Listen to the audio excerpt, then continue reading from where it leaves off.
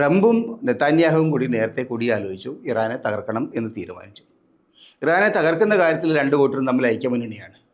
പക്ഷേ യുദ്ധം ആരംഭിച്ച് കഴിഞ്ഞപ്പോൾ ട്രംപ് നോക്കുമ്പോൾ ട്രംപിൻ്റെ കാശ് കണ്ടമാനം ചിലവായി കഴിഞ്ഞു. ഏതാണ്ട് $25 ബില്യൺ അമേരിക്കക്കാരനെ നികുതി പണം ഈ 2-2.5 മാസത്തിനിടയിൽ പൊടിഞ്ഞ് ചവിടുപൊടിയായി കഴിഞ്ഞു എന്നാണ് അമേരിക്കൻ കോൺഗ്രസിൽ കഴിഞ്ഞ ദിവസം പെൻറ്റഗൺ നൽകിയ കണക്കുകൾ പറയും. $25 ബില്യൺ യുദ്ധച്ചെലവ് ഇതിനകം തന്നെ വന്നു കഴിഞ്ഞു.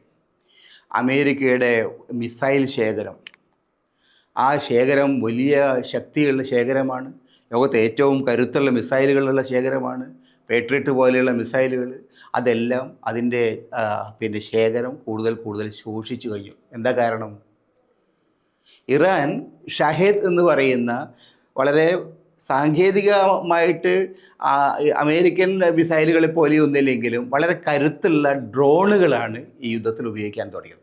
ഷഹേദ് ഡ്രോണുകൾ ആയിരക്കണക്കിന് ഡോളറുകൾ ഉപയോഗിച്ച് മാത്രമാണ് അതിന് ചിലവുള്ളത്. പക്ഷേ അതിനെ എതിർക്കാൻ, അതിനെ തടയാൻ അമേരിക്ക വലിയ ദശലക്ഷക്കണക്കിന് ഡോളറുകൾ ചിലവുള്ള പേട്രിയറ്റ് പോലെയുള്ള മിസൈലുകളെയാണ് ഉപയോഗിക്കുന്നത്. അപ്പോൾ യഥാർത്ഥത്തിൽ ഈ യുദ്ധം ഒരു ഡേവിഡ് വേഴ്സസ് ഗോലിയാത്ത്, ദാവീദും ഗോലിയാത്തും തമ്മിലുള്ള യുദ്ധം മാതിരിയാണ് സംഭവിച്ചിരിക്കുന്നത്. ഗോലിയാത്ത് ഭയങ്കര ശക്തനാണ്.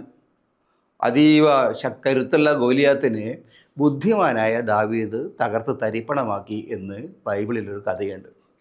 തീർച്ചയായും ബൈബിളിൽ ഈ പറഞ്ഞ കഥ ട്രംപോ അല്ലെങ്കിൽ നെതന്യാഹോ വേണ്ട വിധം മനസ്സിലാക്കിയിരിക്കാൻ ഇടയില്ല.